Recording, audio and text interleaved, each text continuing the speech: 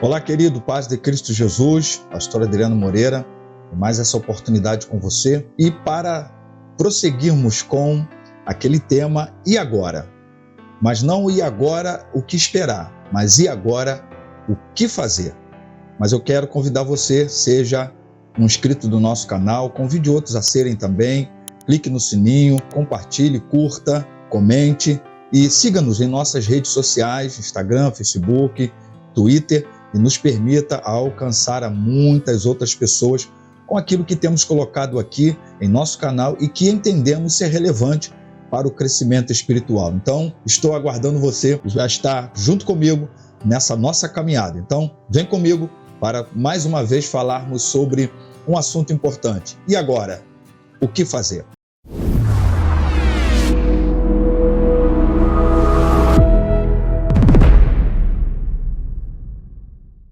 Como nós abordamos nos últimos vídeos, os vídeos anteriores, nesse mês de janeiro de 2023, sobre o que esperamos em 2023. E nossa fala começou exatamente pelo fato de nós estarmos em um novo governo na presidência do nosso país, o Brasil. E como o país acabou nessas últimas eleições ficando dividido por direita e esquerda, os apoiadores de Bolsonaro e os apoiadores de Lula, aí vem sempre aquela pergunta, principalmente para aqueles que queriam que o governo e o Bolsonaro prosseguisse, e o que esperar? E a gente falou um pouco à luz da escritura, não à luz da política, apesar do contexto ser esse. Mas essa é uma abordagem que eu quero hoje fazer com você sobre e o que fazer, do que as escrituras nos ensinam.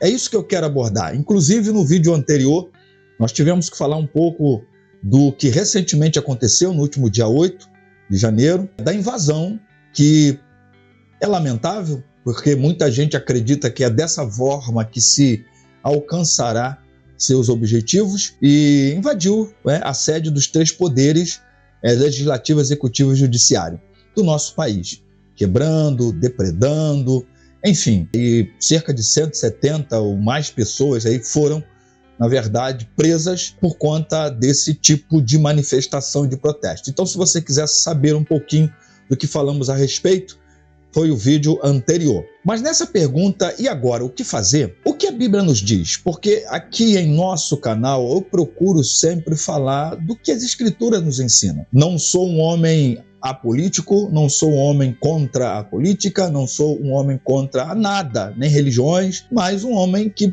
procura, ou um ser que procura, ou um cidadão que procura, está se direcionando pelas Escrituras Sagradas. Temos muito que crescer, temos muito que aprender, mas automaticamente aquilo que entendemos ser o que a Escritura nos ensina é o que eu tenho compartilhado aqui. Então, não é só o que esperar, mas é o que fazer.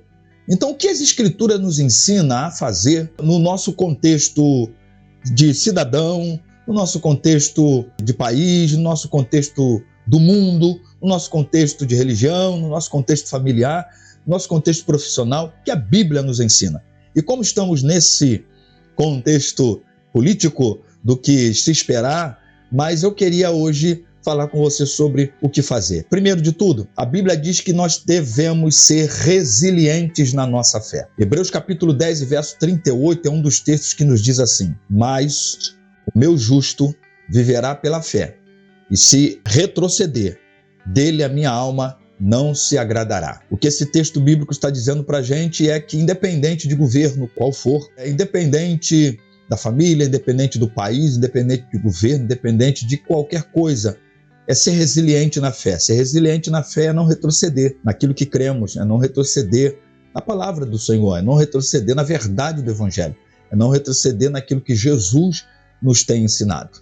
Outro texto importante é de Lucas 21, verso 28, Evangelho de Lucas, que diz assim: ora, quando estas coisas começarem a acontecer, levantem-se e fiquem de cabeça erguida, porque a redenção de vocês se aproxima. Esse é um texto de Jesus falando aos seus ouvintes, isso 2000 anos atrás, no arredondamento de datas, 2000 anos atrás, portanto, dizendo àqueles que lhe ouviam nessa ocasião, de que a gente tem que estar de cabeça erguida, a gente precisa entender que a nossa redenção se aproxima, a gente precisa entender que a Bíblia diz que estamos nos últimos dias, que a Bíblia diz que estamos nos últimos tempos, e que a Bíblia diz que precisamos estar entendendo que a nossa fé não pode jamais ser esquecida, jamais pode ser recusada, jamais pode ser suplantada. Nossa fé precisa ser mantida de pé e precisamos ser resilientes na fé. Nesse mesmo capítulo 21 de Lucas, no verso 36, Jesus também vai dizer assim: portanto,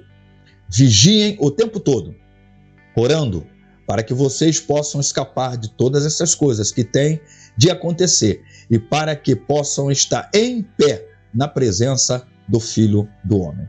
Que maravilha! É isso que a gente aprende nas Escrituras Sagradas. Então não é só o que esperar, mas o que fazer. Ou seja, as Escrituras nos ensinam que nesses últimos tempos eu não tenho que ser aquele que apenas fica esperando a banda passar e fica só esperando as coisas acontecerem e fica só esperando que outros façam e ficar lamentando-me no cantinho. Mas o que fazer? Primeiro, ser resiliente na fé, porque significa dizer que eu não vou me submeter a ideologias, eu não vou me submeter a regimes antissociais, anticristãos e a qualquer outra coisa que seja desumano, me submeter a projeto que não seja um projeto para o bem, para a vida, para a justiça, para o amor, para a solidariedade, para a igualdade. E é isso que é o ser resiliente na fé. Segunda coisa, ser implantador do reino de justiça, do reino de Deus. É muito interessante o texto de Mateus capítulo 24, verso 14, quando é dito assim por Jesus: e será pregado este evangelho do reino por todo o mundo, para testemunho a todas as nações, então virá o fim. Isso é dito por Jesus no contexto do capítulo 24, onde o mesmo Jesus está falando sobre sinais dos últimos tempos, onde Jesus está falando desses últimos dias, onde Jesus está falando de questões escatológicas, independente até dos segmentos ou das interpretações escatológicas que você tenha, mas esses são sinais desses tempos, dessa contextualização, desta contemporaneidade. Por isso que a segunda coisa importante é a gente ser o implantador do reino de Deus. Eu e você fomos chamados a pregar o reino.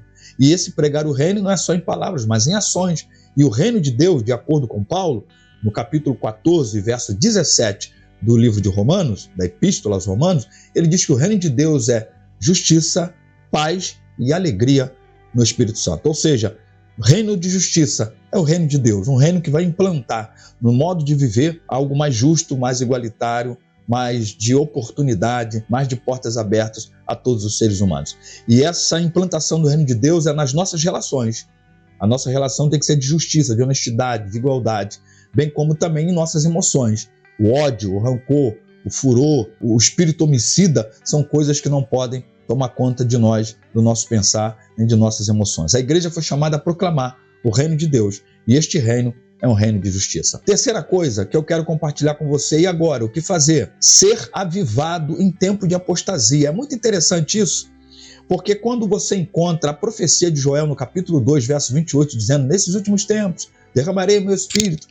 Esse texto, quando acontece aquele fenômeno no dia do Pentecoste, em Atos capítulo 2, no verso 17 especificamente, Pedro está explicando que é aquilo que foi profetizado por Joel que está se cumprindo. Porque lá ele diz assim: e acontecerá nos últimos dias, diz Deus, que derramarei o meu espírito sobre toda a humanidade. O que eu estou falando aqui não é nesse sentido pentecostal, do camarada ficar entregando revelamentos, profetadas, e visagens, que significa o contrário da visão, da profecia e da revelação. Não estou falando da questão movimento pentecostal, estou falando de você e eu, daqueles que creem nas Escrituras, de sermos verdadeiramente mobilizados pelo Espírito Santo, avivados pelo Espírito Santo, mortificados pelo Espírito Santo, movidos pelo Espírito Santo, num tempo onde tantos estão esfriando na fé, tantos estão desviando-se da verdade, tantos estão desviando-se de Deus, tantos estão desviando-se das coisas certas, mas o avivamento significa amor, significa justiça, significa honestidade, significa verdade, significa transparência, significa fazer com que o reino de Deus seja implantado. Isso só a partir de uma vida avivada pelo Espírito Santo. Quarto e último, e agora, o que fazer? Ser inconformado com o seu tempo. É exatamente isso. Uma das coisas, lá no Antigo Testamento tem um texto que vai falar sobre Elias, onde o Acabe vai chamar Elias de perturbador de Israel, porque Elias era alguém que chegou com uma mensagem, a mensagem de Jesus, a mensagem do Evangelho, a mensagem do Reino de Deus, a mensagem do Eterno que o havia chamado e levantado como profeta, e aquilo conturbava e perturbava a muita coisa. A igreja não precisa nem fazer tantos barulhos, é só pregar o Evangelho.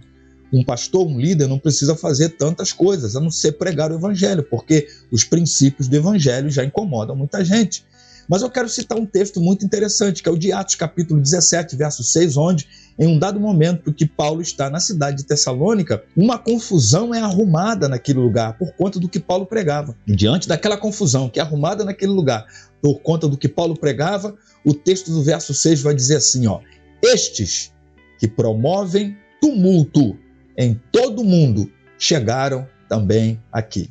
Mas é claro que você tem que ler o contexto para você não entender que eram quem estava entrando em Congresso Nacional, entrando no espaço do Supremo Tribunal Federal e quebrando tudo. Não era isso. Não estava quebrando nada, atirando em ninguém e nem matando ninguém.